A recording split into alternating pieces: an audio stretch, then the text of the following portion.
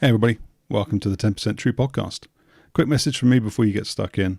This podcast is free, so there's no advertising. I don't monetize it on YouTube. You don't have to sit through any annoying adverts, and I don't even ask for any money through Patreon. But if you could, in exchange for that, drop me a like, leave a comment, share my content, and if you're listening to the podcast version, maybe leave a review of the channel. That would be hugely appreciated. It will help me to grow my audience, which is really what I'm trying to achieve. Anyway, with that, I'll let you get back to listening. Enjoy.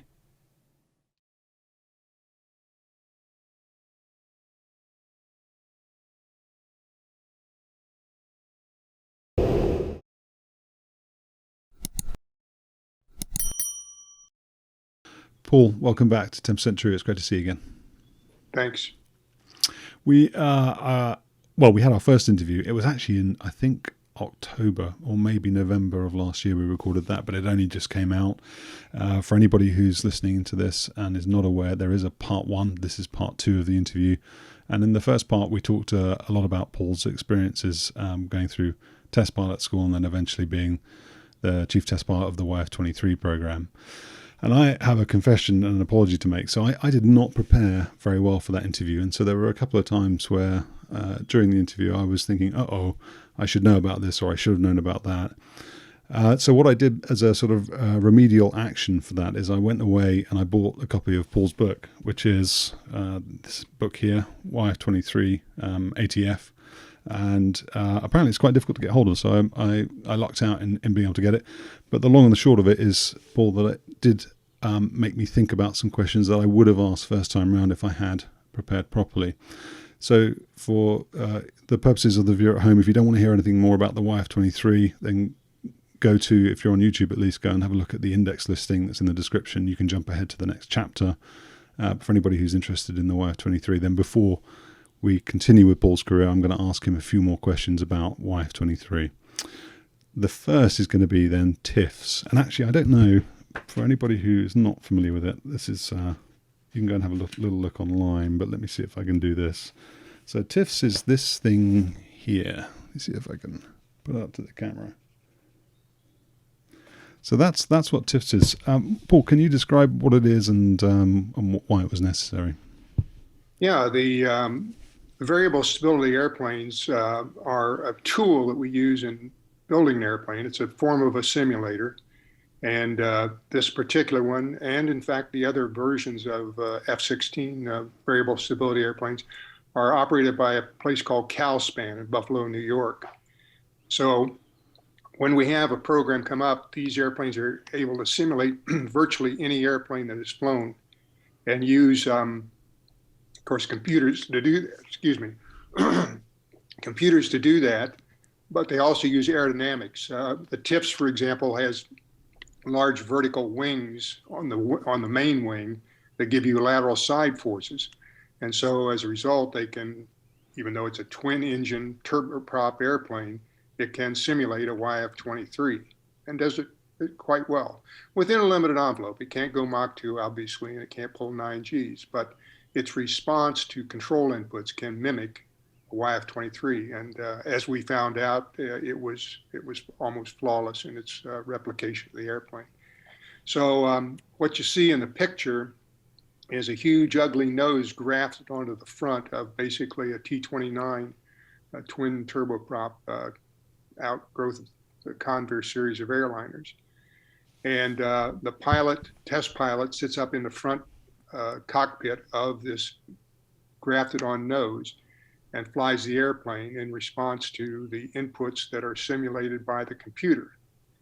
And so we practiced a lot of up and away things like formation flying, even air refueled with a Learjet, if you will, not actually touching with the boom, but flying up very tight with that twin turboprop airplane underneath the Learjet and simulating the close, high precision flying that's required for air refueling. Did a lot of landings with it to determine if we had good in-ground effect flying qualities, and we did. So that's the long and short of variable stability airplanes. And like I said, the F-16 is also used as a variable stability airplane. The basis then for the code that goes into those computers that make this TIFS thing mimic a YF-23. Is that coming straight out of the simulators? Because you talked last time about extensive simulator work and the very close proximity of the actual handling characteristics with what you'd found in the sim. Are those three then sort of all related? They are indeed. The actual coding in the airplane, I don't recall now whether it was ADA coding or not, but the actual coding in the airplane, the equations that define how the airplane will fly are as much as possible identical between the real airplane, the flying simulators that we have at the plant, and TIFS and airplanes like TIFS, which are variable. So the basic algorithms are the same. I read in your book, and by the way, it's a great book. And if you're interested in YF-23 or you're interested in the process of putting together an aeroplane like that, then get the book if you can, because it's great. But I noticed in there you talked a little bit about the formation flying, and how uncanny it was that it felt the same in the real aeroplane. But what about things like throttle response, or more specifically engine response to throttle movement? How do you deal with that kind of thing? Do you, because you've got turboprop versus jet engine, is there a big difference in that kind of characteristic? Well, absolutely, in the sense that the thrust to weight ratio of that twin engine cargo airplane basically is nowhere near the thrust to weight ratio of an F-23 or F-22. So you can't do a linear snap from idle to full max power and expect the twin engine turboprop airliner to jump out like it would in the F-22. So you accept certain limitations. Just as I mentioned, you can't pull 9 Gs and you can't go Mach 2. So the simulating device, which in this case is another airplane, never can replicate the total performance. But you narrow it down to specific areas within the flight envelope: landing, formation, flying, and within those constraints, they're highly accurate. And again, because I'm a bit of a Luddite when it comes to these things, but I understand maybe enough to be able to ask silly questions. But with things like ground effect, so when you're in the landing phase, you're coming to flare or whatever, a big aeroplane like that presumably has much more air underneath it to cushion it than a smaller wing. Or lifting body, however you describe the YF-23. So does the computer then artificially sort of force the aeroplane down through that cushion of air to simulate that kind of thing? How's it actually working? What's it actually doing? Well, that's a good question, and the answer is it doesn't. It doesn't simulate that exactly. However, the TIFS airplane itself has a fairly large ground effect cushioning effect as you come into the flare, and so did the YF-23. That's just happenstance. But you're absolutely correct. Those are, as I mentioned before, there's some areas of a flight envelope that we yet have put the detailed mathematics in the equations. We can't isolate that from a wind tunnel. We can't replicate it well with software. So those are one of the areas where you might consider soft when you go out to flight test. So you're absolutely right. You don't put a check in a box for in-ground effect flying qualities exactly with the TIFS. Okay. The other area I would have asked about if I'd been better prepared than is engines. I don't think I asked you anything about engines. And in between, like I said, we talked originally in October or November, but it was only just released in January. But I went in between and looked at sort of various things about the YF-23 online, and I saw references to engines as being, perhaps material in the outcome of the competition, and there perhaps being, pressure to. There were two teams, weren't there? There was GE with the YF-120 engine, and then there was the Pratt & Whitney YF-119, and there perhaps being pressure from the Air Force for the Pratt & Whitney team to be given priority over the GE team. I don't know if any of those things are true, but I wondered what your recollections of the two engines were and whether or not they were material in the outcome of the competition. Unfortunately, I don't have any knowledge of how the internal machinations went when they went to select the engines or the airplane, but I certainly flew both engines. The Pratt engine was, let's say, more conventional engine. very well behaved, as most modern engines are. You could do anything with the throttle, slam it around, and never bark or backfire or compressor stall. It was a delight to operate. The F-120 was also pretty much idiot-proof as far as flying qualities go. It had a major difference from a design point of view, and it was what I call a dual bypass engine. At high speeds, it could actually duct the air from the compressor and from the combustors around the turbine. So you didn't extract the energy from the airflow, and it passed direct as a hot gas out the back of the engine. So as a result, the F-120 engine actually had higher thrust capability than the F-119 engine. It was a more complex engine.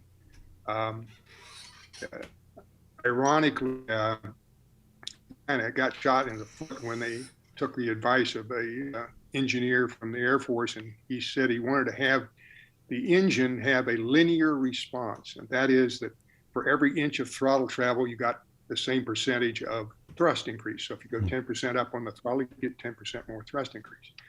Well, it turned out that was a bad idea because jet engines, large jet engines have a lag. They have so much inertia in the mechanical turbine and compressor.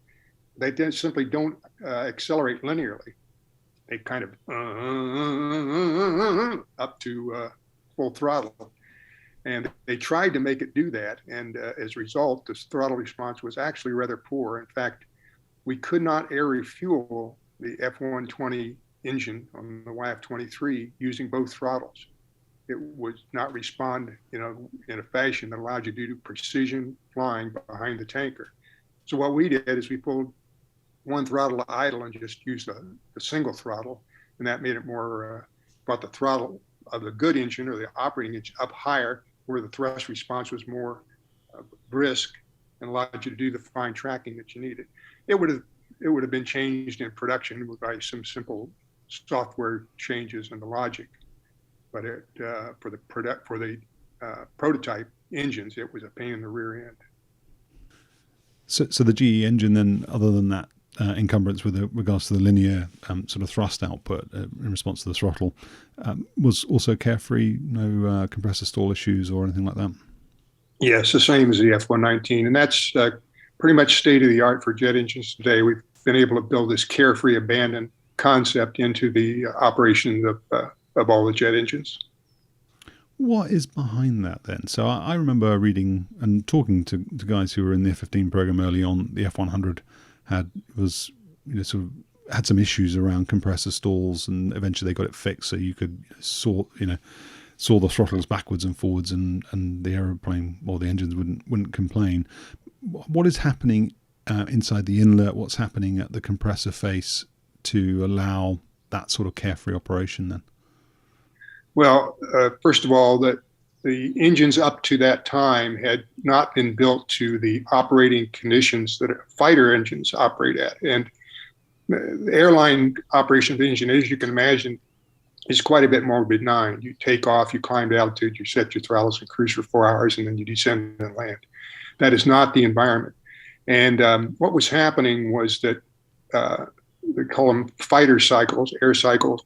The rapid motion of the throttle stresses the engine in a thermal way, and it stresses the metal inside in a thermal and mechanical way from centrifugal force. So as you slam the throttle around in the engine, you're exposing it to different stresses than an airliner engine would have. And on top of that, you have these issues of distorted airflow inside the inlet. For example, the high angles of attack, where the speed is low, you can get turbulent flow up inside the engine. And compressors generally don't like funny air coming at them. So all those experiences of taking an airliner type mentality into a fighter world did not prove to be sustainable. And we came back and looked at it. Engine companies came back and looked at it and came up with fighter cycles for operations of the throttle, and then building the mechanical control systems and digital control systems that could correct for things like flow turbulence inside the inlet, high altitudes, low airspeed conditions where the density of air is low and Reynolds numbers are low, and really it's kind of like the flying qualities of the airplane. That flying qualities of the airplane are now determined by a computer. Our ability to properly change the software to make it fly good. And that's the same thing that happened with the engine. They changed the software to make it fly well. So the things that would cause a compressor stall, they program around that. The engine has inlet guide vanes in front of the compressors to change the airflow to the compressor blades. They don't allow certain acceleration rates that they know would cause a compressor flow, so they slow the acceleration rate down if you're in that condition.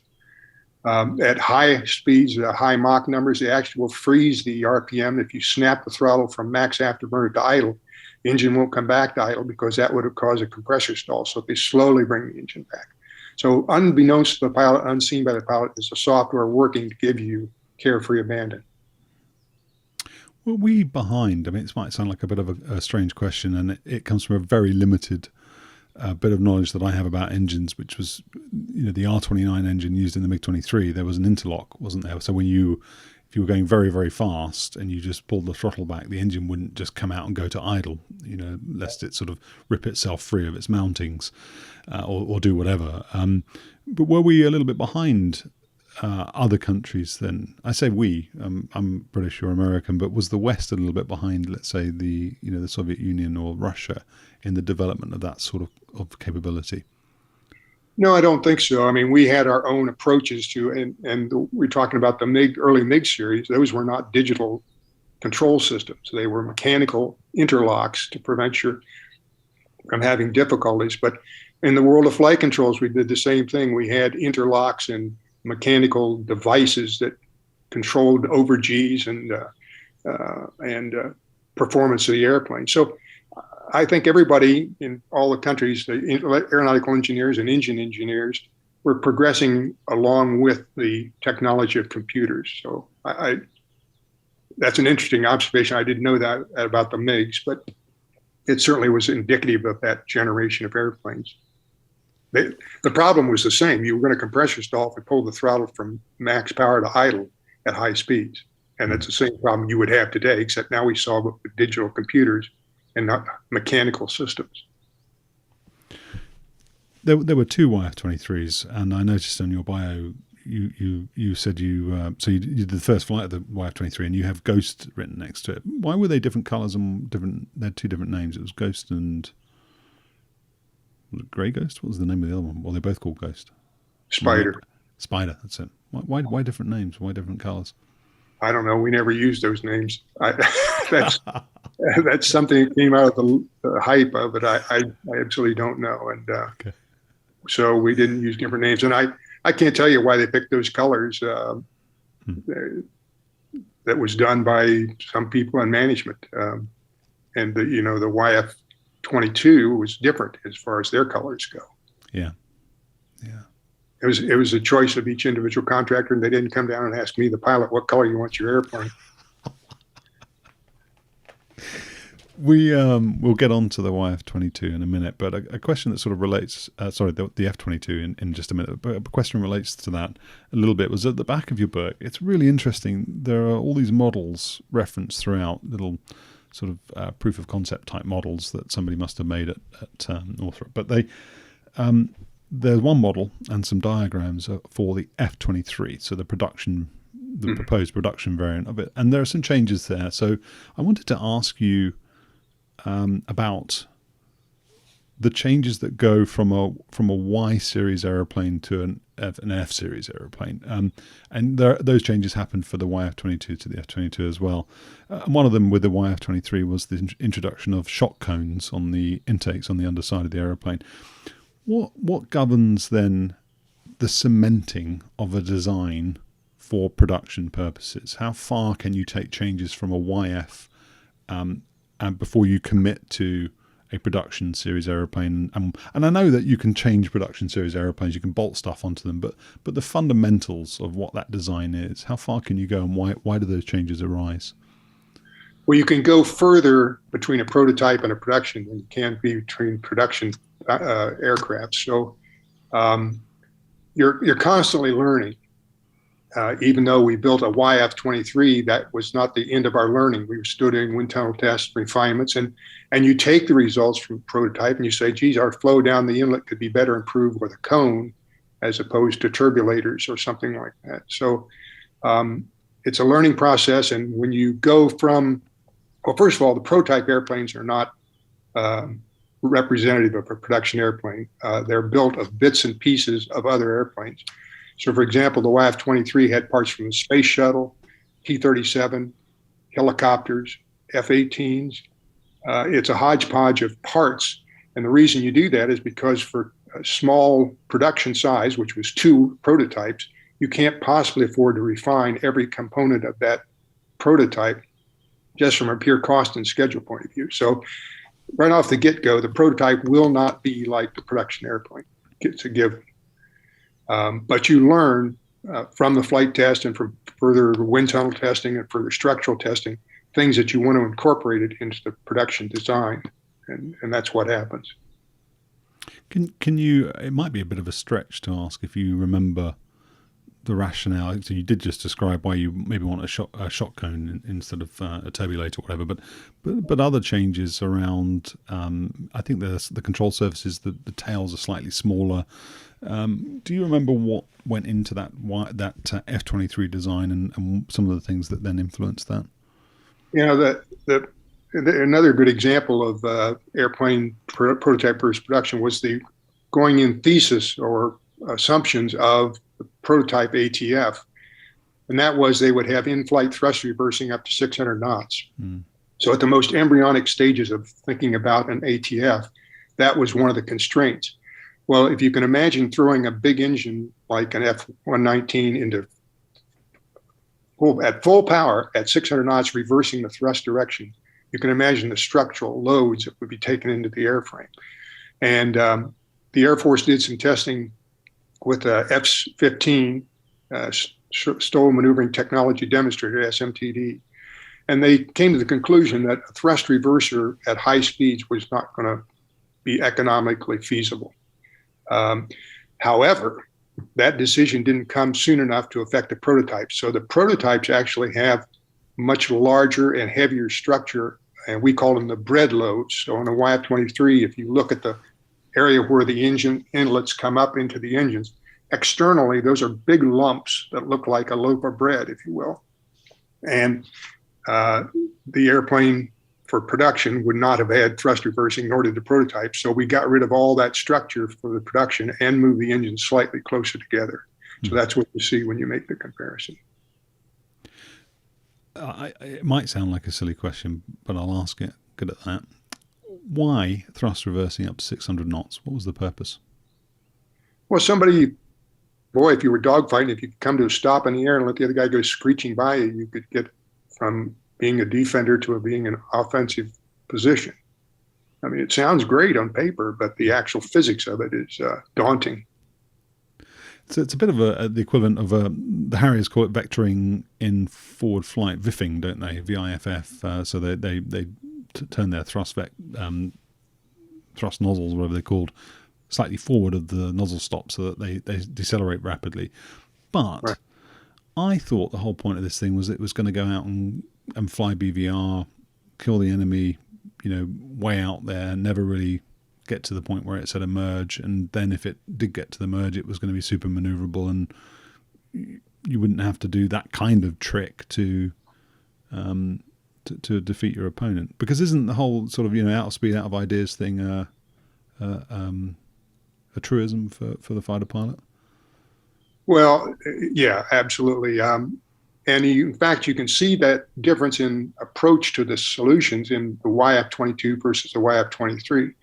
The YF-23 went for a highly stealthy airplane that went fast.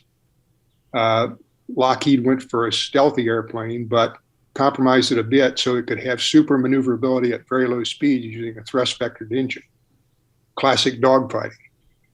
So Northrop's approach kind of led us towards a new world where you went beyond visual range invisibly and shot down the enemy invisibly and left. And Lockheed considered not only that scenario, but a scenario where now you merge with the enemy and now you want to outturn the enemy at low speed, so it will give you thrust vectoring.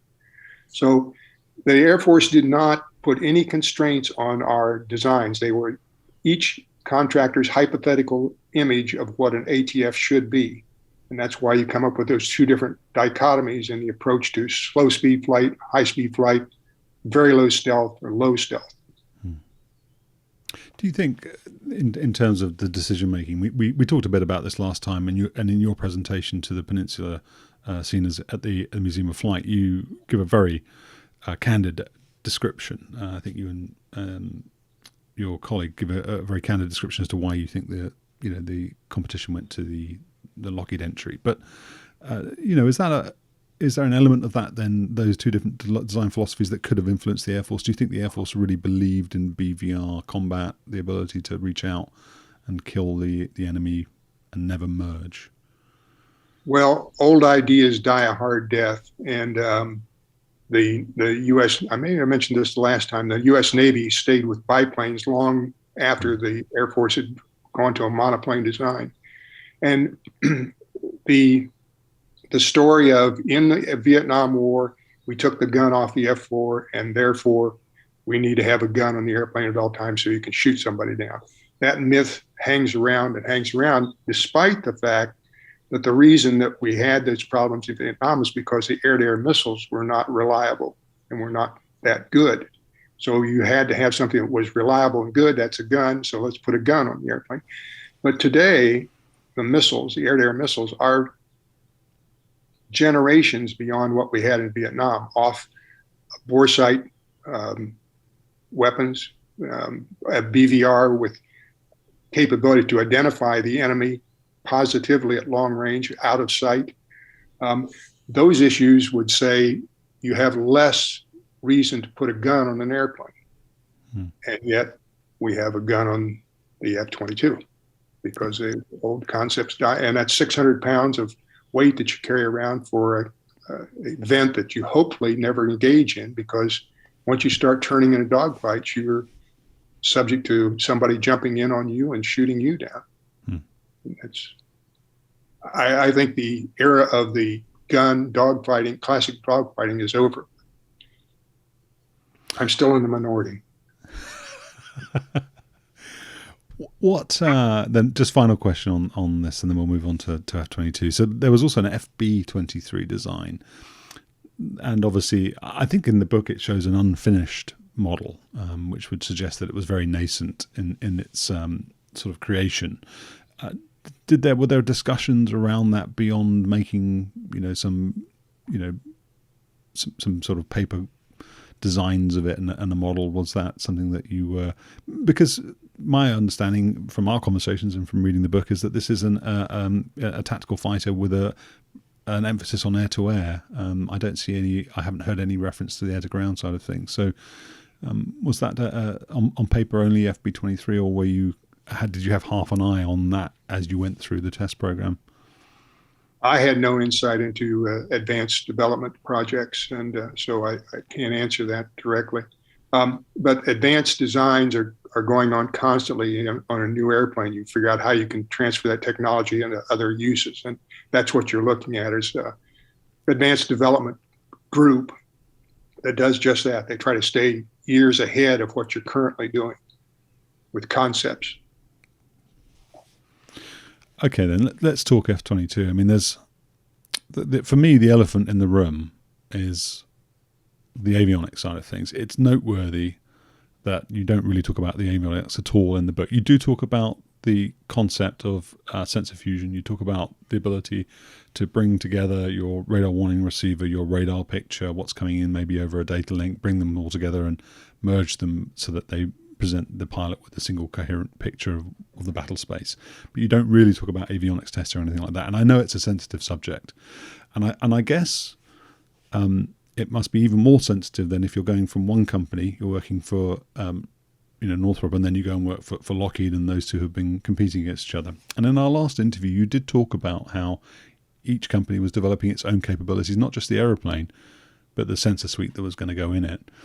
So I wondered, as tactfully as possible and within the realms of what you're allowed to say, how did what you found when you went and flew the F-22, and again, bearing in mind it's a production, you flew the first production flight of the F-22, so perhaps things have moved on a bit since then. But how did you find the avionics in that versus what you guys have been talking about at Northrop? Very similar. I was only on the peripheral of the avionics program because I left the F-22 before we had the first avionics airplanes there, and I flew a couple of flights on that. But the real heavy-duty testing occurred after I left the program. So I don't have a direct answer to how it worked in the actual F-22, other than the brief exposure I had in 2006 to it. But the avionics systems were similar in the sense that they had to meet the same requirements, and that is, you have to be able to see the enemy, and the enemy can't see you. So your systems have to not give yourself away in the process of looking for the other guy, for the bad guy, and that drove the technology in a certain direction, and it drove the technology in a certain direction for both companies, Lockheed and Northrop.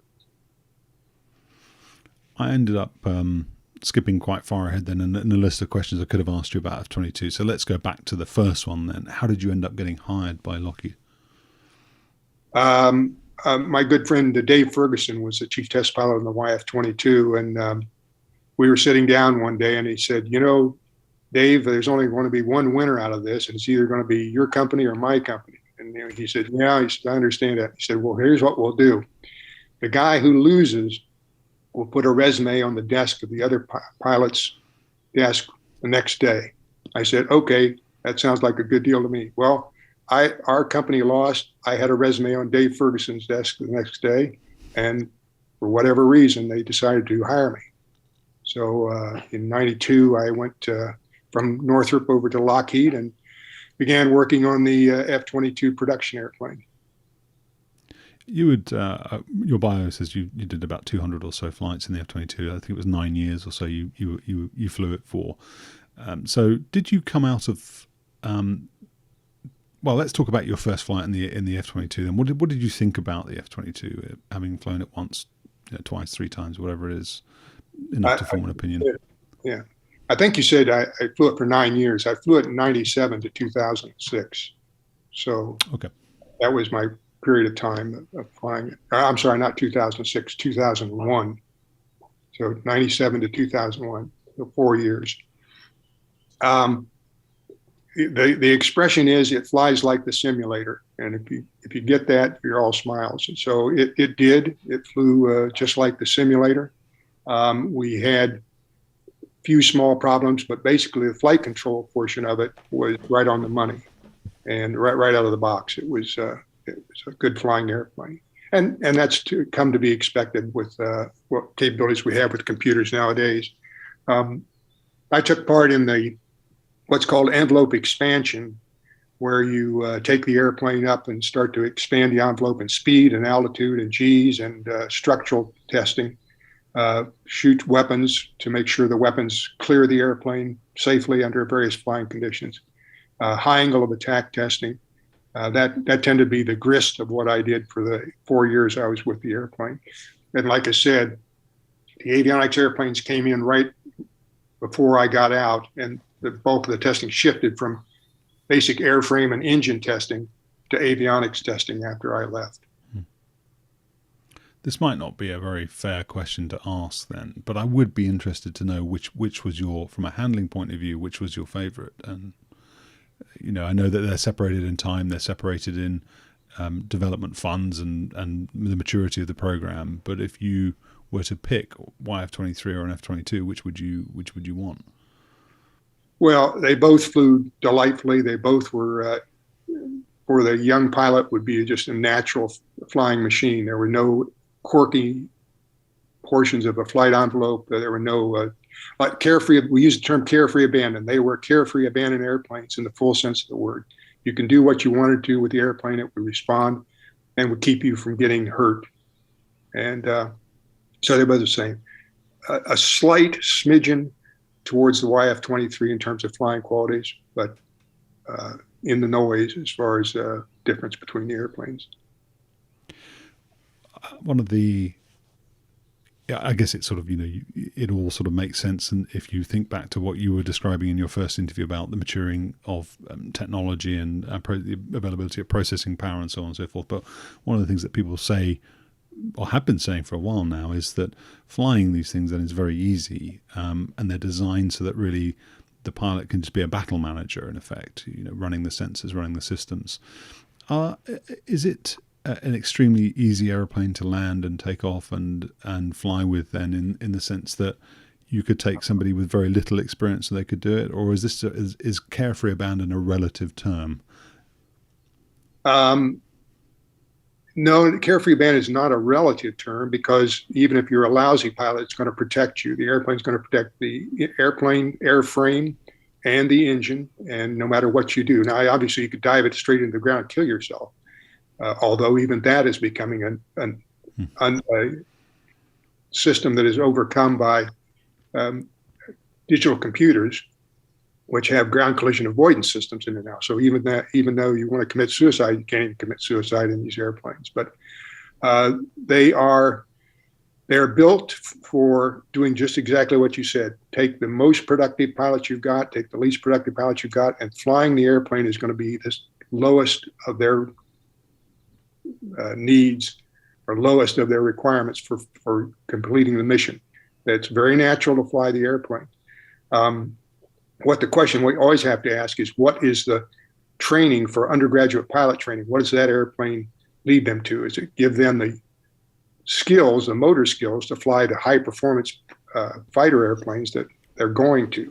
And the answer to that is yes. And if you have a chance to interview F-15 pilots, and I don't know whether you have, you can ask them about how easy it is to land the F-15. The answer is very easy. And so even in an earlier analog airplane, we've achieved some airplanes that are delightful flying qualities. And nowadays we can almost guarantee delightful flying qualities.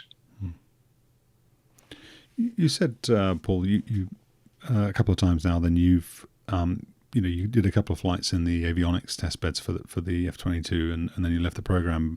But going back 5 minutes, we were talking about high off-bore sight weapons, that kind of thing. Is it noteworthy that the F-22 doesn't have a helmet-mounted queuing system? It's AIM-9X compatible, so it can carry that high off-bore sight Sidewinder. Yeah, and it's not a matter of we couldn't do it technically. It was a matter of, could we afford it politically? I just saw that the IR systems are going to go on the F-22 now. So that was another one that we had to give up from a political point of view and funding point of view. And we built those things into the F-35, but the F-22 is now able to, from political and funding point of view, is able to put those things on the airplane, which should have been there originally, but we just couldn't afford it. I think they made 187. I think it was 187 F-22s. I know you're retired now. You said, I think you got out in 2006. You retired in 2006, something like that. Do you think that's enough F-22s for the wars we, the United States may end up fighting in the, in the conceivable future? No. What? Okay. Should I be more specific? Yeah, expand. What do you think would have been a better number, and why is 187 not enough? Well, the original number was 750. That was 750 airplanes was what the ATF was going to field. So you got to ask yourself, has the political environment or the international environment of the world changed to where 750 was the answer and 186 is now the answer? And I don't think 186 it isn't even that 186, because some of those were test birds. I don't think those are adequate for what's coming in the future. Only thing we can hope for is that there's something in the pipeline that will bring us the next generation of airplanes, that it will be produced in enough quantity. The difference between F-35 production and F-22 production is astounding. Yeah. 186 versus, we don't know what the end number will be, but 3,000 probably. Yeah. And I suppose, importantly, there are a lot of partner nations who are involved in the F-35 program, but there were none in the F-22. And I don't really know enough about the F-22 to be able to answer, to be able to ask a good question about why that is. But presumably some technology transfer issues would have been one of the considerations. I suspect I don't know either, and it is interesting that the F-35 has broken down whatever barriers there might have been in terms of technology transfer to sell to the international market. What did you do after the F-22 then? I saw F-35 on your bio. Yeah, I was asked to take on a desk job. I became vice president of flight tests for the F-35, so I put down my G suit and picked up a pencil and put on a tie, and did that. How did you feel about that? Oh, don't ask me that, Steve. Jamie, what do you think? You're asking a pilot what he thinks about a desk job? You know the answer. Was there any flying element to that at all, and no chase work? It was a desk job, Steve. What can I tell you? I don't know. I'm not even inspired to ask any questions about that. No, okay, but seriously, so what were the challenges behind that then? The F-35 test program. I mean, it's still ongoing. I mean, it never stops, does it? It's a cyclical process. But how did it challenge you? The interesting thing was it blended all the services together. In fact, it blended international services together. And guess what? They all do things differently. And so we had variations on what you needed for a weapons test program, what you needed for, you had to put carrier programs into the test program and for the carrier birds. And how about those Harrier type airplanes? What do you do with those? So we had all these inputs to build one test program for 3 different versions of the airplane and multiple countries' ways of certifying an airplane is safe and will do its job. The Brits have a totally different process than the Americans do. So the difficulty was integrating the people, because we also had not just Northrop or Lockheed, but we had the services. All the services had their own people that came to work with us. So you had to integrate different personalities, different cultures, different mindsets into a single type of approach. And that was the most demanding part of that program, especially early on. How long did you do that for? How do you do that? How long did you do it for? I got out. I retired in 2006, so 2001 to 2006. Okay. And so what was your last flight then? Did you do a Finney flight of some description on the F-22? No, I one day I walked back in and I was getting ready to go on another flight, and I can still remember this very vividly. I bent down to zip up the zipper on my left G suit leg and said, "That's it. I was done." Really? Yeah, that was just that instantaneous response, and I don't know why, but I had felt I'd accomplished what I wanted to accomplish in the world of flight, and I was done. And so I voluntarily stepped down and accepted a job in the F-35 program. So was there? I'm not prepared to accept that. It was just that moment. I want to know why. Why did that moment arrive then? So was there an element of self-preservation there? Was there? So you had achieved what you wanted to achieve, but is this, to use the cliche, young man's game, a young woman's game? You've got to be sharp. You've got to have the reactions.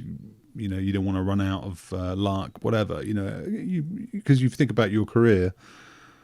Flying wild weasels in Vietnam was a really long time ago, and then flying the F-22, that was, those were worlds apart. So, do you think maybe I'm digging for something that doesn't exist? How did you feel about it? No, I think that's an excellent idea, but probably the thousands of things that were running through my mind were many of those things you just mentioned, and they all of a sudden the pieces of the puzzle came together, the equations lined up, and the answer came out to be, it's time to end this. And it just was that. It wasn't painful.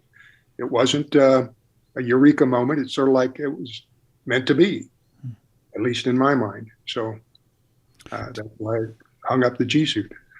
Do you fly general aviation? Any? Because you'd flown gliders at the test pilot school. Sorry, no, was it test pilot school you flew gliders at, or was it Pax River? No, well, Pax River is where the test pilot school is located. Yeah, yeah. No, I don't fly anymore. Okay. You miss it? No, not really. I flew radio controlled airplanes to keep my hand in the flying for a while, but even that I put aside. So no, I don't miss it. I thank Lord that I was given those opportunities in my life to do it. It was very gratifying and very exciting work to do. But I have no regrets. I read in your bio that you worked for global something or another. I forget that, but it was a space tourism type business. Yeah, Rocket Plane Global. Rocket Plane Global. What was that all about then, and what did you do?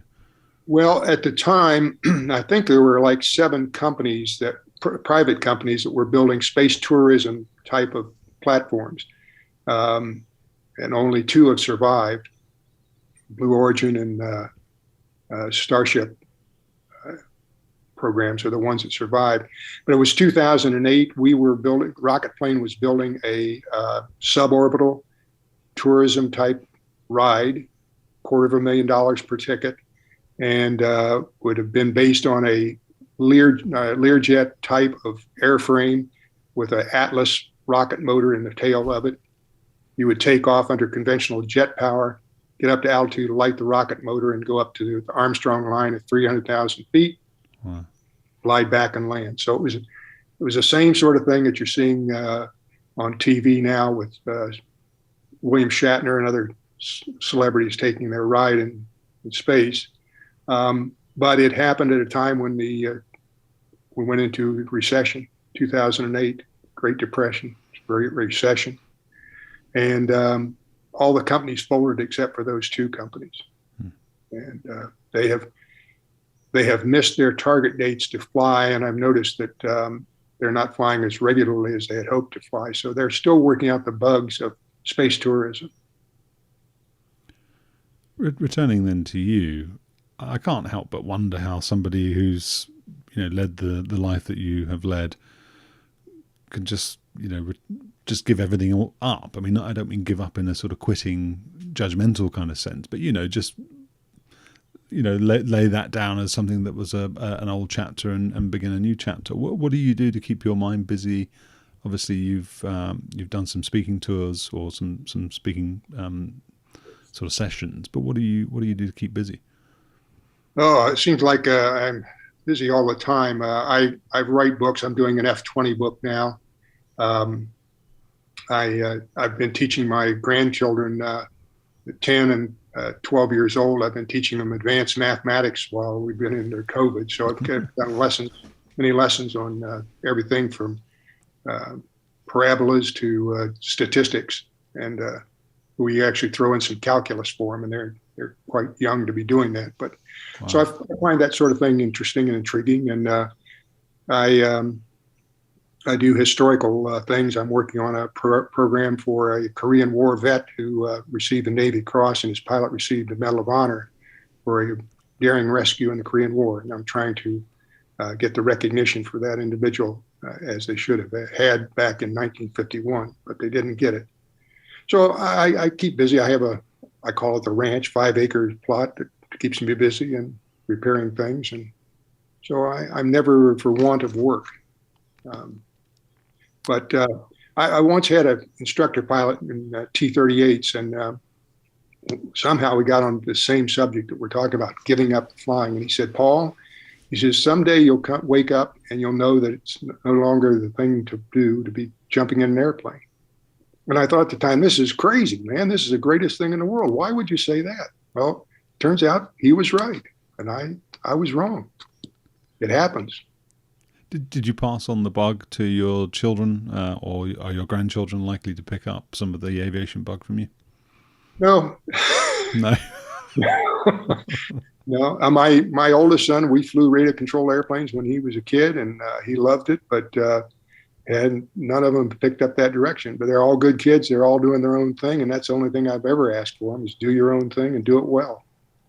Do it might sound, and it's probably a personal question, might sound a bit of an odd question to ask, but do you think your children or your grandchildren really sort of know about you? Because I don't get the sense that you're the sort of guy who goes around bragging about the things he's done. I mean, I get the sense that you're quite unassuming, maybe a little coy, and probably has an economy of words about him. I mean, that's the sense I get from you. So do you think that your sort of friends and family really understand? I mean, that's not the wrong word, understand, but do you think they really get it? They get what you did and how special your achievements were? I don't care. What I care about is whether they find me dad or grandpa. That's who I am, and that's who I intend to be for them. I'm not going to be some hero on a pedestal, and that's not what I think is important in life. So I hope they remember me for the way I interact with them. Well, I thoroughly have appreciated your time, and it's been an education speaking to you. So thank you very much, Paul. Thank you for coming on the channel, and thanks for being so gracious when it was very apparent after my first interview that I hadn't prepped properly. You didn't beat me. You didn't beat me up about it. You just said, yeah, we can come in and do a second interview. So I appreciate the opportunity to reattack that. Well, Steve, you do a marvelous job with these presentations. I enjoyed watching them, and hope you keep it up. Thank you, Paul. Appreciate it. Thanks for tuning in to 10% True. I hope you enjoyed this episode. Feel free to subscribe, and if you're on YouTube, hit the bell button to make sure you get notified of the next episode. Thanks, and take care.